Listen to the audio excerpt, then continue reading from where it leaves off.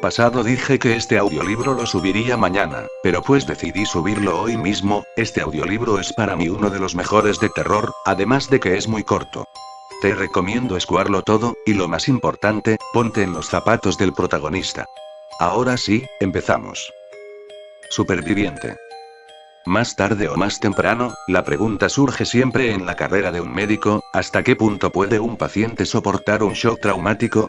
Según las teorías, hay diferentes respuestas, pero, básicamente, la contestación esencial es otra pregunta: ¿hasta qué punto el paciente quiere sobrevivir? 26 de enero. Hace 2 días que la tormenta me arrojó a esta playa. Me he estado paseando por la isla toda la mañana. ¿Qué isla? Mide 190 pasos de ancho por 267 pasos de punta a punta. Además, por lo que veo, no hay nada que comer. Me llamo Richard Pine y este es mi diario. Si me encuentran o mejor, cuando me encuentren, puedo destruirlo fácilmente. No me faltan cerillas. Cerillas y heroína. De las dos cosas tengo enormes cantidades, aunque ninguna de las dos valga nada aquí, ja, ja. De modo que escribiré. Al menos, para pasar el tiempo. Para decir toda la verdad y por qué no. Tengo todo el tiempo del mundo. Debería empezar por aclarar que, cuando nací, en Little Italy, el barrio italiano de Nueva York, me llamaron Richard Pinzetti. Mi padre, que era un desgraciado, procedía del viejo mundo. Yo quería ser cirujano. Mi padre se reía a mandíbula batiente, me llamaba chalado y me mandaba a buscar otro vaso de vino. Murió de cáncer a los 46 años. Me alegró. Empecé a jugar al fútbol en el instituto. Fui el mejor jugador de la historia local. Jugaba de defensa. Durante los 2 últimos años recorrí todas las ciudades de los Estados Unidos. Odiaba el fútbol.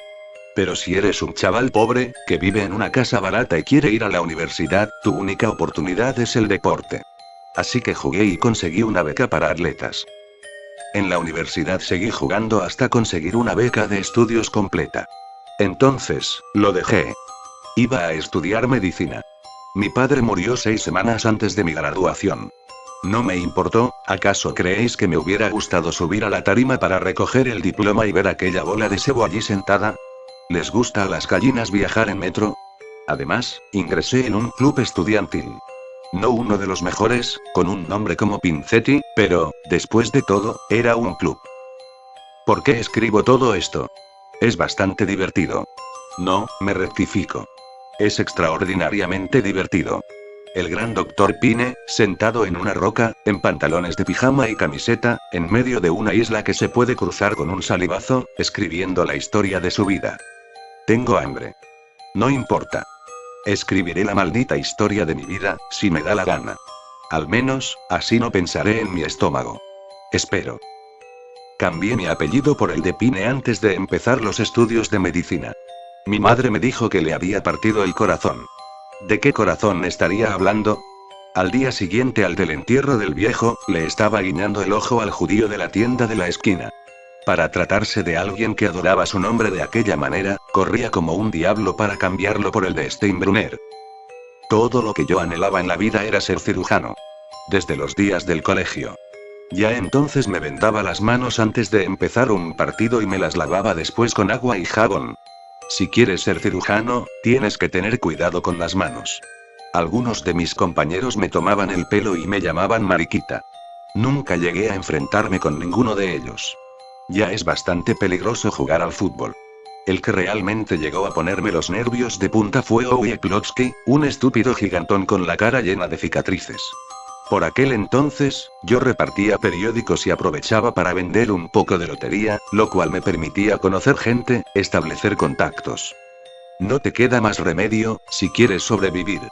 Cualquier imbécil sabe cómo caerse muerto, pero lo realmente difícil es sobrevivir, ¿comprendéis?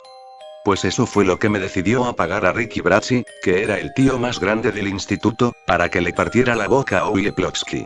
Sí, eso es lo que he dicho, partirle la boca. Le prometí $1 por cada diente que me trajera. Rico vino con 3 dientes envueltos en papel de periódico. Se dislocó un par de nudillos en el trabajito. Podéis imaginar en qué lío me hubiese metido. En la facultad de medicina, mientras los otros memos se mataban tratando de ganar un centavo para llenar el puchero con un poco de carne no con sobras de quirófano, Trabajando como camareros, vendiendo corbatas o limpiando suelos, yo me saqué de la manga un sistema de apuestas y, con unos cuantos trucos que conocía, me ganaba algún dinerillo en las apuestas de caballos, de billar o de lo que fuera. Además, tenía excelentes relaciones con el vecindario y cursé mis estudios sin ningún problema. No me metí en la cuestión de las drogas, hasta que empecé mi residencia en un hospital, uno de los más grandes de Nueva York. Al principio, solo fueron recetas en blanco. Vendí un cuadernillo de 100 a un chico del barrio, y él falsificó las firmas de 40 o 50 médicos, por cuyos nombres yo también le cobraba. El muchacho, a su vez, las ofrecía en la calle por 10 o 20 dólares cada una, lo que hacía las delicias de los fanáticos drogotas que iban cada vez más acelerados, y los partidarios de los sedantes, que se pasaban el día dando tumbos por las esquinas. Al poco tiempo de trabajar en el hospital me di cuenta del desbarajuste que había en la farmacia del mismo. Nadie tenía la menor idea de lo que entraba ni de lo que salía. Había gente que sacaba de allí píldoras a puñados, cosa que yo me guardé muy bien de hacer. Siempre he tomado todo tipo de precauciones y nunca he tenido problemas hasta que me descuidé, y la suerte me volvió la espalda. Pero sé que caeré de pie, siempre ha sido así. Me duele la muñeca y el lápiz se ha quedado sin punta. No puedo seguir escribiendo. No sé por qué me preocupo tanto. Es probable que me encuentren pronto. 27 de enero. El bote salvavidas se hundió anoche en unos 3 metros de agua, al norte de la isla. ¿Qué importa? De todos modos, después de arrastrarse por todo el arrecife, el fondo parecía un colador. Además, ya había rescatado todo lo que valía la pena salvar, a saber, 4 galones de agua, un cajita de costura para viajes, un botiquín y este libro en el que estoy escribiendo, que es, en realidad, un cuaderno de inspección del bote. ¡Qué risa! Por cierto, ¿cómo es que a nadie se le ocurrió poner comida de reserva en el bote? El último informe que aparece en el cuaderno lleva fecha 8 de agosto de 1970. Además, he conseguido salvar 2 cuchillos, uno mellado y el otro afilado, y un juego de cuchara y tenedor que voy a usar esta noche para la cena asado de piedras. Ja, ja. Bueno, al menos, le he sacado punta al lápiz. Cuando salga de esta isla, cubierta de excrementos de pájaros, les voy a sacar hasta el hígado a los de Paradise Lines Incorporated. Solo por eso vale la pena seguir viviendo. Y pienso seguir viviendo y salir de esta, no os quepa la menor duda. Voy a salir de esta. Más tarde. Olvidé una cosa al hacer el inventario: 2 kilos de heroína pura, algo así como $350.000 en las calles de Nueva York, aunque aquí no valga más que un puñado de cacahuetes. Ja, ja. ¿Verdad que es cómico? 28 de enero. Bueno, he comido. Si es que a eso se le puede llamar comer. Una gaviota vino a posarse en una de las rocas del centro de la isla, un montículo también cubierto de excrementos de pájaros. Agarré una piedra que tenía a mano y me acerqué a ella todo lo posible. No se movía, observándome con sus ojos negros y brillantes. Me sorprendió que no la asustara el ruido de mis tripas. Arrojé la piedra con todas mis fuerzas y le di de lleno. La gaviota lanzó un graznido y trató de volar, pero le había roto el ala derecha. Trepé en su busca, pero se alejó a saltos. La sangre manchaba sus plumas. Me dio bastante trabajo. Metí el pie en un agujero entre 2 rocas y estuve a punto de partirme el tobillo. Finalmente, cuando empezaba a cansarme, logré darle alcance al otro lado de la isla. La gaviota se había metido en el agua y se alejaba. La atrapé por la cola, pero se volvió y me dio un picotazo. Le agarré una de las patas y, con la otra mano, le retorcí el cuello. El sonido de las vértebras al romperse me llenó de satisfacción. La cena está servida, caballero. ¿Os acordáis? Ja. Ja.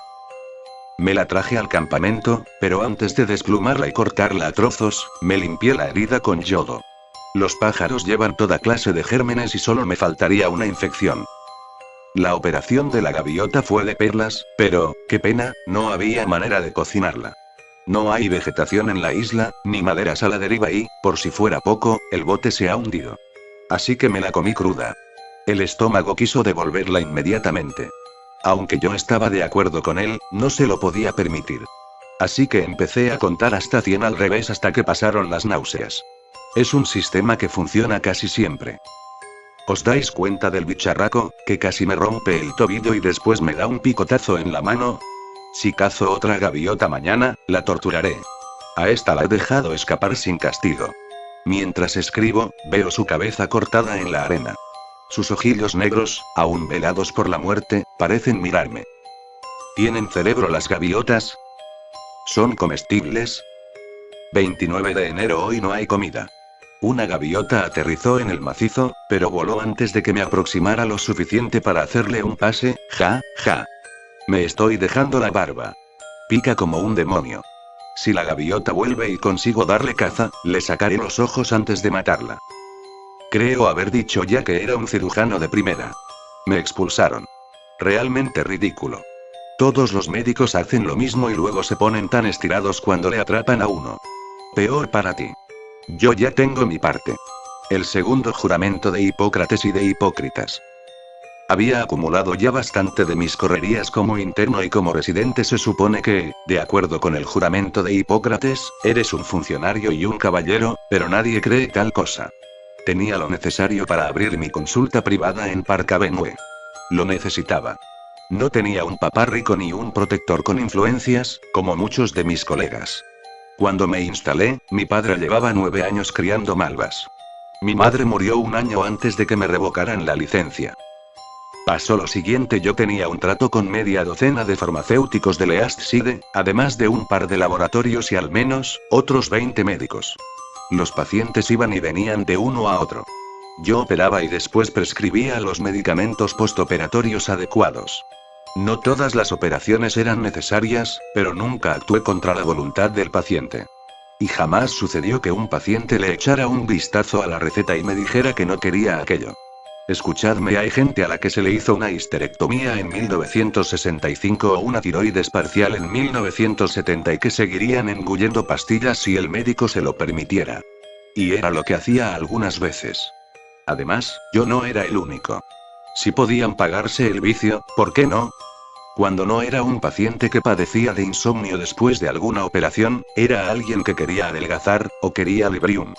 Todo tenía arreglo. Ja. Sí. De no haber sido yo, hubiera sido cualquier otro. Hasta que los de sanidad fueron a ver a Lowenthal, ese gallina. Le asustaron diciéndole que le iban a echar 5 años y el tipo cantó media docena de nombres, uno de los cuales era el mío. A mí me estuvieron observando durante bastante tiempo y, en realidad, cuando me echaron el guante, 5 años eran pocos para mí. Por ejemplo, no había dejado del todo lo de las recetas en blanco, algo muy divertido, pero que no necesitaba en absoluto. Lo seguía haciendo por costumbre. Además, a nadie le amarga un dulce. El caso es que yo conocía a mucha gente. Probé con algunos. Y arrojé un par de individuos a los leones. Nadie que me gustara, sin embargo. Todos auténticos cerdos. Dios, tengo hambre. 30 de enero. Hoy no hay gaviotas, lo que me recuerda a los letreros de las tiendas de comestibles del barrio. Hoy no hay tomates. Me metí en el agua hasta la cintura, con un cuchillo afilado en la mano. Permanecí inmóvil durante casi 4 horas, mientras el sol caía de pleno sobre mis espaldas. Creía desmayarme un par de veces, pero conté hasta 100 al revés hasta que desapareció la sensación. No vi un solo pez. Ni uno.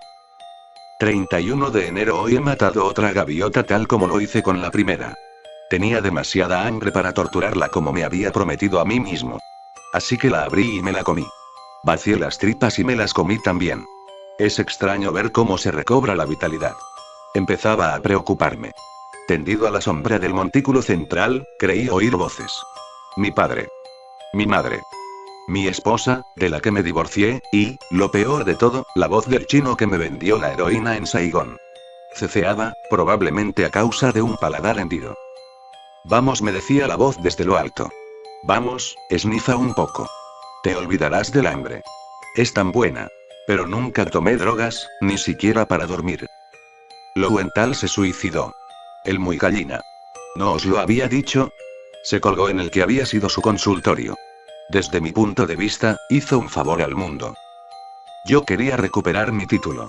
Algunos de los tipos con los que hablé me dijeron que no era imposible. Pero costaba mucho dinero, más del que podía imaginar. Yo tenía $40,000 en una caja de seguridad y decidí arriesgarme para doblar o triplicar la cantidad. Me fui a ver a Ronnie Enelli, compañero mío de equipo en los años de la universidad, a cuyo hermano menor había conseguido una residencia en un hospital cuando resolvió estudiar medicina. Ronnie estudiaba Derecho. ¿Verdad que es gracioso? En el barrio se le conocía por el apodo de Ronnie el árbitro, porque se metía en todos los juegos y, sin que nadie se lo pidiera, empezaba a pitar faltas a todo el mundo. Si no te gustaba, tenías dos opciones: callarte la boca o tragarte unos cuantos dientes. Los puertorriqueños le llamaban Ronnie Wop, o algo así. A él le hacía gracia Ronnie. Ronnie estudió Derecho, pasó los exámenes sin problemas y abrió un bufete en su propio barrio, justo encima del bar La Pecera. Aún le veo pasar por allí, cuando cierro los ojos, con su gran Continental blanco. Era el usurero más grande de toda Nueva York, un tiburón. Sabía que Ronnie tendría algo para mí. Es peligroso, dijo. Pero tú sabes cuidarte. Y, si traes la mercancía, te presentaré un par de individuos. Uno de ellos es funcionario del Estado. Me dio dos nombres. El de Henry Lee Su, el chino, y el de Solom Go, un químico vietnamita. El vietnamita probaba la heroína del chino a cambio del dinero. El chino era conocido por sus bromas. Por ejemplo, llenaba las bolsitas de plástico con talco, o detergente, o almidón. Ronnie decía que un día, una de aquellas bromas le iba a costar la vida. 1 de febrero he visto un avión. Pasó de largo sobre la isla. Intenté subir al montículo central para llamar su atención y metí el pie en el mismo agujero del día en que cacé la primera gaviota. Me rompí el tobillo. Fractura compuesta. Fue como un disparo. El dolor era insoportable. Grité y perdí el equilibrio. En vano, agité los brazos como un molino de viento. Caí y me golpeé la cabeza. Todo se puso negro. Cuando volví en mí, se había puesto el sol. Había perdido un poco de sangre. El tobillo se me había hinchado como un neumático y tenía una buena insolación. Creo que, de haber habido una hora más de sol, tendría todo el cuerpo llagado. Me arrastré como pude hasta aquí y pasé la noche temblando y llorando de rabia. Me he desinfectado la herida de la cabeza, situada encima del lóbulo temporal derecho, y me la he vendado como he podido. Es una herida superficial en el cuero cabelludo con una pequeña contusión, creo, pero el tobillo, es una mala fractura, en 2 puntos, quizá 3. ¿Cómo voy a cazar las gaviotas ahora? El avión debía de estar en busca de supervivientes del Callas. En medio de la oscuridad y la tormenta, el bote salvavidas ha de haber recorrido kilómetros. No creo que vuelva por aquí, Dios mío, cómo me duele el tobillo. 2 de febrero he puesto una señal en la playa de Guijarros del lado sur de la isla, donde se hundió el bote. Me llevó todo el día, con algún descanso en la sombra. Aún así, me desmayé 2 veces. Calculo haber perdido unos 8 kilos, en su mayor parte, por deshidratación. Desde aquí veo las 5 letras que tardé el día entero en componer. Rocas oscuras sobre la arena blanca, dicen ayuda en letras de 1,5 metros. El próximo avión no va a pasar de largo. El pie palpita constantemente. Todavía está hinchado y se ha puesto sospechosamente blanco alrededor de la fractura. Cada vez más blanco. Si me lo vendo con la camisa, apretando mucho, el dolor cede, pero aún así duele tanto que, más que dormirme, me desmayo. Empiezo a pensar que tal vez haya que amputar. 3 de febrero la hinchazón y la pérdida de color son todavía mayores. Esperaré hasta mañana. Si la operación es imprescindible, creo que podré llevarla a cabo. Tengo cerillas para esterilizar el cuchillo y aguja e hilo de la cajita de costura. Como vendaje, la camisa. Tengo además 2 kilos de analgésico, aunque no precisamente del que prescribía a mis pacientes. Pero lo hubieran empleado, de haber dispuesto de él. Podéis apostar. Esas señoras de pelo azul serían capaces de esnifar un ambientador de pino si les hiciera efecto, creedme. 4 de febrero he decidido amputar el pie. Hace 4 días que no como. Si espero más, corro el riesgo de desvanecerme en medio de la operación por la acción combinada del shock traumático y el hambre. En ese caso, podría morir desangrado. Y, a pesar de lo desdichado que soy, aún tengo ganas de seguir viviendo. Recuerdo lo que Mockridge decía en Anatomía Básica, el viejo Mocky, le llamábamos más tarde o más temprano, la pregunta surge siempre en la carrera de un médico. ¿Hasta qué punto puede un paciente soportar un shock traumático? Y entonces, señalaba con el puntero el dibujo del cuerpo humano, el hígado, los riñones, el bazo, los intestinos. Básicamente, caballeros, decía, la contestación esencial es otra pregunta: ¿hasta qué punto el paciente quiere sobrevivir? Creo poder hacerlo. De verdad. Supongo que estoy escribiendo para aplazar lo inevitable, pero se me ocurre que no acabé de contar por qué me encuentro aquí. Tal vez deba hacerlo por si la operación no sale bien. Tardaré solo unos minutos y estoy seguro de que todavía habrá claridad para la operación, ya que, según mi reloj, son las 9 de la mañana. Ja. Fui a Saigón como turista. ¿Os extraña? No sé por qué. Hay miles de personas que van allí cada año, a pesar de la guerra de Nixon. También hay gente a la que le gusta presenciar accidentes o peleas de gallos. Mi amigo chino tenía la mercancía. Se la llevé a Ngo, quien me ratificó que era de primera clase. Me contó también que Li Su había gastado una de sus bromas hacía 4 meses, y que su mujer había saltado hecha pedazos por los aires al poner la llave de encendido en su automóvil. Desde entonces no había vuelto a hacer bromas. Me quedé en Saigón 3 semanas. Había reservado pasaje de regreso a San Francisco en un crucero, el Callas. Primera clase. Subir a bordo con la mercancía no representó problema alguno. Ngo arregló el asunto, sobornando a 2 oficiales de aduana que se limitaron a saludarme y hacer pasar las maletas. La heroína iba en una bolsa de viaje que ni siquiera vieron. Pasar la aduana en los Estados Unidos será mucho más difícil, me dijo Ngo, pero ese es problema únicamente suyo. No tenía la menor intención de pasar aquello por la aduana. Ronnie había contratado un buzo que haría el trabajo por $3,000. Tenía que encontrarme con él ahora que lo pienso, hace 2 días en una especie de corral llamado Regis Hotel en San Francisco. El plan consistía en poner la mercancía en una lata a prueba de agua. Sujetos a la tapa, un reloj y un sobre de tinte rojo. Antes de atracar, había que tirar la lata al agua, cosa que no iba a hacer yo mismo, naturalmente. Estaba todavía buscando un cocinero o un camarero al que no le viniera mal un dinero extra y que fuera lo bastante listo o lo bastante idiota, como para mantener la boca cerrada, cuando el Callas se hundió. No tengo ni la menor idea de cómo sucedió, ni de por qué. Se nos había echado encima un buen vendaval, pero el crucero parecía capaz de capearlo. Pero el día 23, alrededor de las 8 de la noche, hubo una fuerte explosión bajo cubierta. Yo estaba en el salón en aquel momento y el Callas se escoró casi inmediatamente. A la izquierda, ¿cómo se llama babor o estribor? La gente empezó a gritar y a correr en todas direcciones. Las botellas cayeron de la estantería del bar y se estrellaron contra el suelo. Un hombre salió de una de las escaleras, con la camisa quemada y la piel asada. Los altavoces empezaron a decir a la gente que se dirigiera a los botes salvavidas que se les habían asignado al principio del viaje, durante un simulacro. Los pasajeros se echaron a correr sin rumbo. Muy pocos se habían molestado en comparecer durante el simulacro. Yo, no solo estuve allí, sino que fui más temprano, para estar en primera fila y ver bien todo, ¿comprendéis? Siempre pongo mucha atención en lo que se refiere a mi pellejo. Bajé a mi camarote, saqué las bolsitas de heroína y me puse una en cada bolsillo. Después, me dirigí al bote salvavidas 8.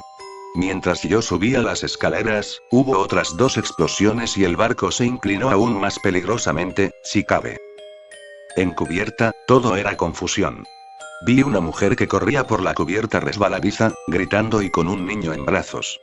Según se inclinaba el buque, ella ganaba velocidad. Finalmente, golpeó contra la borda a la altura de los muslos, saltó por encima de ella, dio 2 vueltas de campana y desapareció de mi vista. Había un hombre de mediana edad, sentado en medio del puente, que se arrancaba los cabellos con las manos. Otro, con ropas blancas de cocinero, la cara y las manos horriblemente quemadas, se daba contra las paredes y gritaba: «¡Socorro! No veo! ¡Socorro! No veo!». El pánico era total y se había contagiado del pasaje a la tripulación como una epidemia. Tenéis que tener en cuenta que entre la primera explosión y el hundimiento del barco, pasaron solamente 20 minutos. Algunos de los botes iban repletos de gente que aullaba, y otros, totalmente vacíos. El mío, que estaba en la zona más próxima al agua, estaba casi desierto.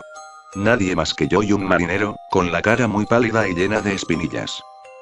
«Echemos al agua enseguida a este condenado barreño», dijo, con los ojos desorbitados, «porque la maldita bañera se va a pique sin remedio». Maniobrar un bote no es nada difícil, pero, con los nervios, el marinero se hizo un lío con las maromas de su lado. El bote bajó unos 2 metros y quedó colgado, yo más cerca del agua que él. Fui hacia su lado para ayudarle cuando empezó a gritar. Había logrado deshacer el nudo. Pero, al mismo tiempo, se había pillado la mano. La soga se deslizó sobre la palma, dejándosela en carne viva. Finalmente, salió despedido de la embarcación. Acabé de deshacer el lío y libré el bote, que bajó al agua. Empecé a remar como un condenado. Remar era algo que siempre había hecho por placer en las casas de veraneo de mis amigos, pero ahora, por primera vez, lo hacía para salvar mi vida. Si no me alejaba del kayak antes de que se hundiera, me arrastraría con él. 5 minutos más tarde, se hundió. No escapé del todo a la succión, tuve que remar desesperadamente solo para permanecer en el mismo lugar. Se hundió muy deprisa. Todavía había gente aferrada a la borda, gritando. Parecía una banda de monos. La borrasca empeoró. Perdí un remo. Pasé la noche en una especie de pesadilla, achicando agua del bote, primero, y maniobrando con el único remo que me quedaba, después, para mantener la proa contra el oleaje. Antes del amanecer del 24 las olas empezaron a empujarme por la popa. El bote adquirió una cierta velocidad, lo cual es aterrador, pero, al mismo tiempo, constituye un alivio. De pronto, los tablones fueron arrancados de debajo de mis pies, pero el bote no se hundió, había encallado a este montón de piedras olvidado del mundo. Ni siquiera sé dónde estoy. No tengo la menor idea. La navegación no es mi punto fuerte. Ja, ja. Pero sí sé qué tengo que hacer. Estas pueden ser mis últimas notas, pero algo me dice que saldrá bien. ¿Acaso no he conseguido siempre lo que me he propuesto? Además, hoy se hacen maravillas con las prótesis y podré moverme con un solo pie con toda comodidad. Ha llegado el momento de ver si soy tan extraordinario como creo. Buena suerte. 5 de febrero lo hice.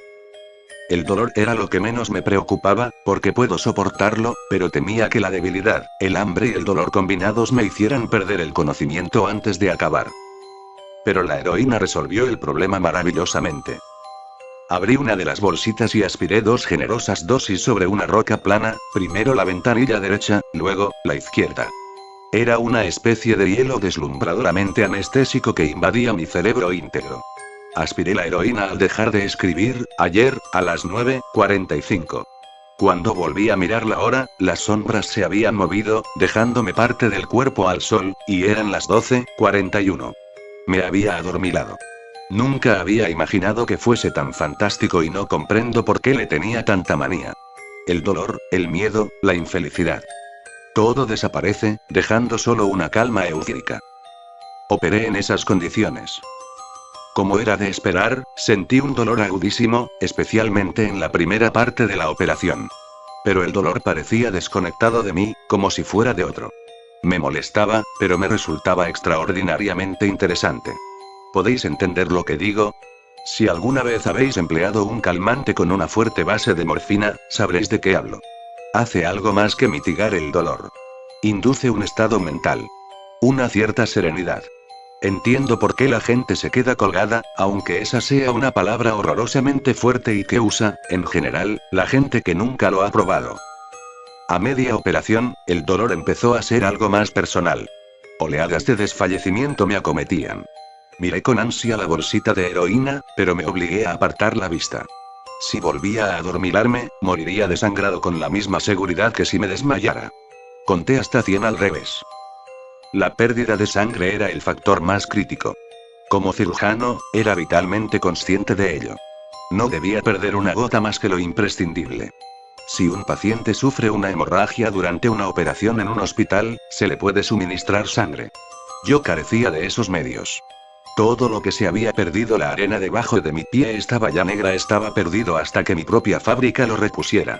No tenía hemostáticos, ni hilo de sutura, ni grapas. Empecé la operación exactamente a las 12:45. Acabé a la 1:50 e inmediatamente me atonté con heroína, una dosis mayor que la anterior. Me dormí en un mundo gris, indoloro, y permanecí así hasta alrededor de las 5. Cuando me espabilé, el sol estaba cerca del horizonte occidental, trazando un camino de oro sobre el azul del Pacífico que llegaba hasta mí. Nunca he visto algo tan increíble. Tanto, que me compensó del dolor en un segundo. 1 hora más tarde aspiré un poquito más, para seguir disfrutando de la puesta de sol. Poco después de hacerse de noche, yo. Esperad un segundo. ¿Os he dicho que no he comido absolutamente nada durante 4 días?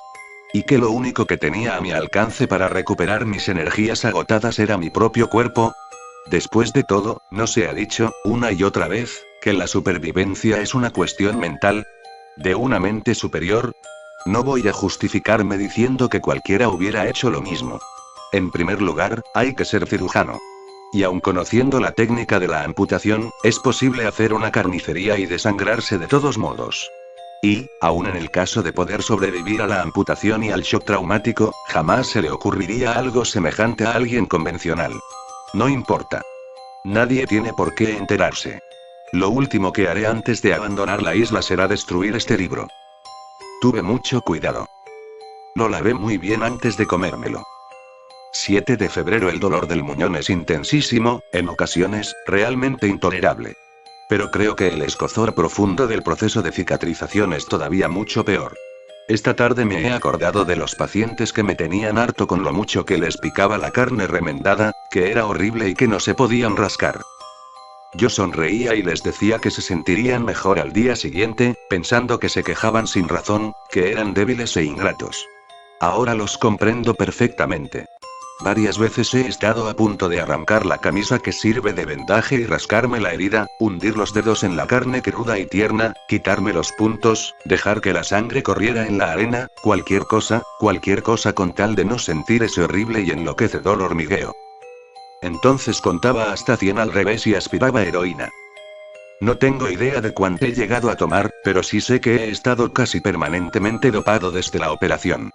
Como sabéis, quita el hambre. Ni siquiera sé si tengo hambre. Siento algo extraño, fantasmal, en la barriga, eso es todo. Por otra parte, puedo ignorarla con toda facilidad y, sin embargo, sé que no debo hacerlo, ya que la heroína no tiene un valor calórico fácilmente calculable. De manera que me he puesto a prueba para medir mi energía, arrastrándome de aquí para allá, y es agotador. Dios mío, espero que no. Pero temo que sea necesaria una nueva operación. Más tarde. Pasó otro avión. Demasiado alto. Tanto, que todo lo que podía ver era el alerón de popa dibujándose contra el cielo azul. Hice señales, por si acaso, y grité como un energúmeno. Cuando desapareció, me eché a llorar. Está muy oscuro y es difícil seguir escribiendo. Comida. He estado pensando en cantidad de platos. La lasaña de mi madre, pan de ajo, caracoles, langosta, chuletas, melocotones, asado, la gran porción de pastel de mantequilla y el helado de vainilla hecho en casa que te sirven en Motel Crunch en la Primera Avenida, pretzels calientes, salmón ahumado, cangrejos ahumados, jamón ahumado con rodajas de piña, aros de cebolla fritos, salsa de cebolla con patatas chip, té frío en largos sorbos, patatas fritas, y te relames los labios de gusto. 100, 99, 98, 97, 96, 95, 94. Dios, Dios, Dios. 8 de febrero. Esta mañana ha aterrizado otra gaviota en el montículo, grande, gorda, mientras yo reposaba a la sombra de mi roca, la que considero mi campamento particular, con el muñón apuntando al cielo. En cuanto el pájaro se posó, empecé a salivar igual que los perros de Pavlov. Se me caía la baba como a un bebé. Como a un bebé. Busqué una piedra del tamaño de mi mano y empecé a arrastrarme hacia el pájaro. Queda tan solo un cuarto, ya hemos escalado 3. 3 y pico. Pincetti pasa hacia atrás. Quiero decir Pine. No tenía demasiadas esperanzas. Estaba seguro de que saldría volando, pero había que intentarlo. Si atrapara un ave tan gorda y tan insolente como esa, tal vez pudiese posponer la segunda operación indefinidamente. Continué, aunque, de vez en cuando, me golpeaba el muñón contra el canto afilado de una roca y veía las estrellas con todo el cuerpo, obligándome a reposar hasta que el dolor se calmara. La gaviota no escapó. Daba saltitos de aquí para allá, con el pecho hinchado, como un general pasando revista a las tropas. De vez en cuando me miraba con sus ojos pequeños, negros y malignos, y no me quedaba más remedio que quedarme inmóvil como una piedra y contar hasta 100 a la espera de que volviera a moverse. Cada vez que agitaba las alas, el hielo me invadía el estómago. Mas no dejaba de salivar. Se me caía la baba como a un niño. No sé cuánto tiempo estuve al acecho. 1 hora. 2. Cuanto más me acercaba, más fuerte me latía el corazón y más apetecible parecía la gaviota. Daba la impresión de estar burlándose de mí y empecé a temer que, antes de que la tuviese a mi alcance, echara de volar. Me temblaban las piernas y los brazos. Tenía la boca seca. El muñón, por su parte, me daba unas punzadas asesinas. Ahora pienso que debo haber sentido también dolores de abstinencia. ¿Tan pronto? No he tomado heroína más que una semana. No importa. La necesito. Y hay mucha, muchísima. En cuanto llegue a los Estados Unidos, me someteré a una cura de desintoxicación en la mejor clínica de California. Pero ahora no se trata de eso, ¿verdad? Cuando la tuve al alcance, no quise arrojar la piedra. Estaba irracionalmente seguro de que erraría, probablemente por unos pocos centímetros. Tenía que acercarme. Así que seguí arrastrándome, con la cabeza alta, el sudor cayendo a chorros por mi cuerpo maltrecho de espantapájaros. Por cierto, creo que se me están pudriendo los dientes, ¿lo he dicho ya? Si fuera supersticioso, diría que es porque comí, ja. Pero no debe de ser esa la razón, ¿verdad? Me detuve otra vez. Estaba mucho más cerca de esta gaviota que de cualquiera de las anteriores. No conseguía obligarme a tirar la piedra. La agarré con toda mi alma, hasta que me dolieron los dedos, pero ni siquiera así pude hacerlo. Porque sabía perfectamente lo que no dar en el blanco significaba. No me importa emplear toda la mercancía. Les voy a poner un pleito que se van a acordar toda la vida. Viviré como un rey durante el resto de mi vida. Mi larga, larga vida. Estoy convencido de que hubiera escalado hasta poder tomarla con la mano si finalmente no hubiera levantado el vuelo. La hubiera estrangulado. Pero extendió las alas y echó a volar. La insulté, me hinqué de rodillas y le lancé la piedra con las pocas fuerzas que me quedaban. Y le di. El pájaro soltó un graznido y cayó al otro lado del montículo. Entre risas y temblores, sin preocuparme por los golpes en el muñón ni por si se me abría la herida, llegué a la cima y empecé a descender por la otra vertiente. Perdí el equilibrio y me di en el suelo con la cabeza. En aquel momento ni siquiera lo advertí, aunque tengo un magnífico chichón como recuerdo. Solo podía pensar en la gaviota y en cómo le había dado, suerte fantástica, aún volando, le había dado. La gaviota se arrastró hasta la playa, el ala rota, el cuerpo ensangrentado. Me arrastré tras ella todo lo rápido que me era posible, pero ella era más veloz. Una carrera de lisiados. Ja. Ja. Podría haberla capturado, ya estaba muy cerca, de no haber sido por mis manos. Tengo que cuidar mis manos. Puedo volver a necesitarlas. A pesar del cuidado tenía las palmas llenas de tajos cuando por fin llegamos a la playa. Por si fuera poco, golpeé mi reloj contra una roca y saltó hecho añicos. La gaviota entró en el mar cojeando, graznando como una endemoniada. La atrapé, pero solo me quedó un puñado de tristes plumas. Entonces me caí y tragué agua, tosiendo y atragantándome. Pero seguí arrastrándome y hasta traté de nadar tras ella. La venda del muñón acabó por caérseme en el agua, empecé a hundirme y no tuve más remedio que regresar a la arena. No sé cómo, pero salí del agua, temblando, exhausto, encogido de dolor, llorando, gritando y maldiciendo a la gaviota. Todavía estaba a la vista, allá lejos, cada vez más lejos. Creo recordar que en un momento le rogué que volviera. Eso sí, cuando salió al arrecife, juraría que estaba muerta. No es justo. Me llevó casi una hora arrastrarme hasta el campamento. He tomado mucha heroína, pero aún así, continúo enfadado con la gaviota. Si no iba a dejarse cazar, ¿para qué burlarse así de mí? ¿Por qué diablos esperó tanto? 9 de febrero me he amputado el pie izquierdo y lo he vendado con mis pantalones. Extraño. Durante toda la operación se me cayó la baba. Se me cayó la baba. Como cuando descubrí la gaviota, se me caía la baba sin parar. Pero me obligué a esperar hasta la noche. Conté hasta 100 al revés 20 o 30 veces. Ja. Ja. Entonces. Tenía que repetirme rosbif frío, rosbif frío, rosbif frío. 11 de febrero. Ha llovido durante 2 días, con mucho viento. Cambié algunas rocas de lugar, hice una especie de esconderijo con ellas y me guarecí allí dentro todo el tiempo. Sorprendí una pequeña araña, la tomé con los dedos antes de que escapara y me la metí en la boca. Muy buena, muy gustosa. Empecé a temer que las rocas que tenía encima de la cabeza se vinieran abajo y me sepultaran. No importaba. Me pasé toda la tormenta muy dopado. Tal vez haya llovido 3 días, y no 2. O solo 1. aunque creo recordar que oscureció en 2 ocasiones. Me encanta dormir, no siento ni el dolor ni el picor. Sé que voy a sobrevivir, no puede ser que tenga uno que pasar por todo esto para nada. Había un cura en la Sagrada Familia cuando yo era niño, un enano que adoraba hablar del infierno y del pecado mortal. Les tenía verdadero cariño. No hay retorno del pecado mortal, ese era su punto de vista. Me pasé la noche soñando con él, el padre Ailey, con su sotana y su nariz de whisky, sacudiéndose el dedo y diciendo: ¡qué vergüenza, Richard Pincetti! Un pecado mortal. Condenado al infierno. Condenado al infierno. Me reí de él. Si esto no es el infierno, ¿qué es? El único pecado mortal es darse por vencido. La mitad del tiempo la paso delirando. El resto me pican los muñones. La humedad hace que me duelan todavía más. Pero no voy a ceder. No me voy a dar por vencido. No pasaré por todo esto para nada. 12 de febrero hace un día magnífico y el sol brilla otra vez en todo su esplendor. Espero que se esté helando en Nueva York. Es un buen día, en la medida de lo posible. La fiebre parece haber bajado.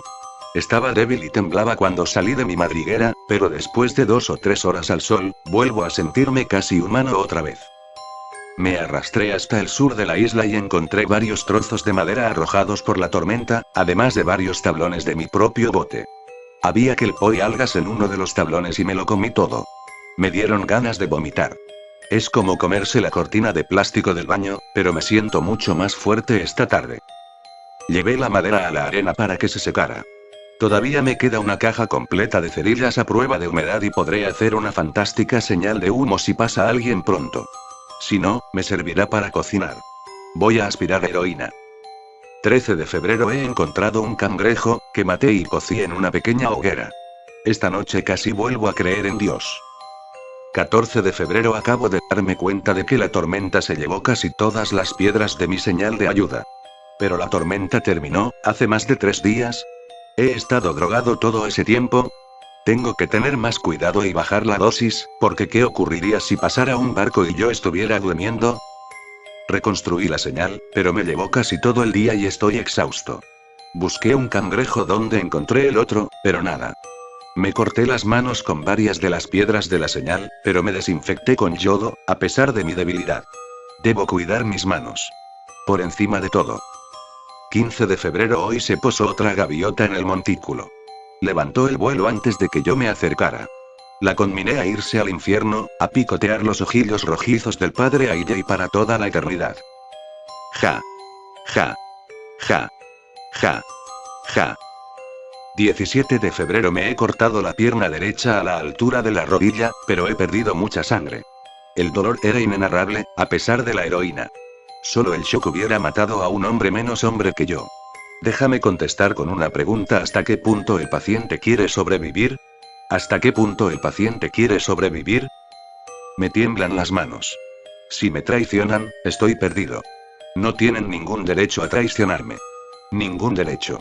Las he cuidado durante todas sus vidas. Las he mimado. Mejor que no me traicionen. O se van a arrepentir. Por lo menos, no siento hambre. Uno de los tablones del bote se partió por la mitad. Una de las partes tenía una punta bastante afilada, que fue la que usé. Se me caía la baba, pero me hice esperar pensando en aquellas barbacoas. Aquella casa que William Smith tenía en Long Island, con una barbacoa donde se podía asar un cerdo entero. Acostumbrábamos a sentarnos al atardecer, con tragos largos en la mano, hablando de nuevas técnicas quirúrgicas o de golf o de cualquier otra cosa.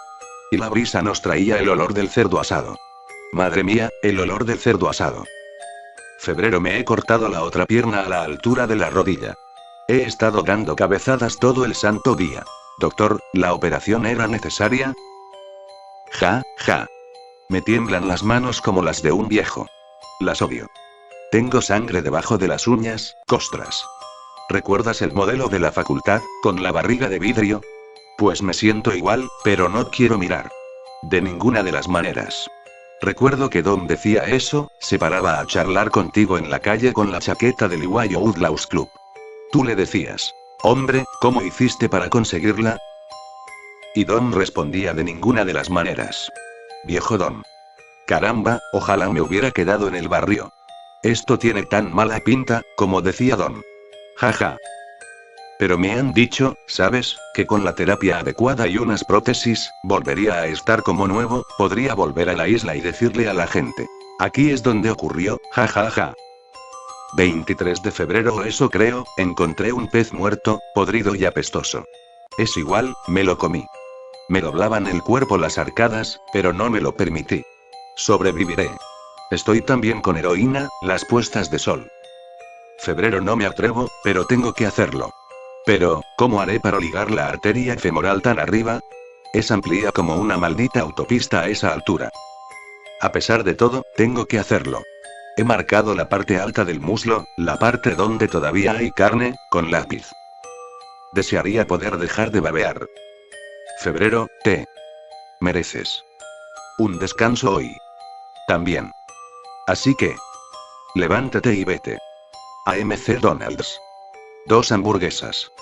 Salsa especial. Lechuga. Pepinillos. Cebollas. En. Un panecillo. Dada. Dada. Febrero, hoy me he visto la cara en el agua. Una calavera cubierta de piel. Me he vuelto loco ya. Debo de estar loco. Ahora soy un monstruo. Un engendro. No me queda nada bajo las ingles. Un verdadero monstruo. Una cabeza atada a un torso que se arrastra por los codos en la arena. Un cangrejo. Un cangrejo dopado. Tú, soy un pobre cangrejo dopado, dame una moneda. Jajajaja. Dicen que de lo que se come se cría, así que todavía soy el mismo. Querido Dios, shock traumático, shock traumático, shock traumático, no existe nada que se parezca a un shock traumático. Ja. Febrero, he soñado con mi padre. Cuando se emborrachaba, olvidaba el inglés. No es que tuviera nada interesante que decir de todos modos. Condenado cerdo, me alegré tanto de irme de tu casa, papito, condenado cerdo, chapucero, nada, no vales para nada, nada, cero. Sabía que lo lograría. Me alejé de ti, ¿verdad? Me fui andando sobre las manos. Pero ya no puedo cortar nada más con ellas. Ayer me corté las orejas. La mano izquierda lava la derecha, no dejes que tu mano izquierda sepa lo que hace la derecha, pito pito colorito, ¿dónde vas tú tan bonito? Jajaja. ¿Qué importa, una mano u otra, buena comida, buena carne, buen Dios comamos? Pies de cerdo saben igual que manos de cerdo.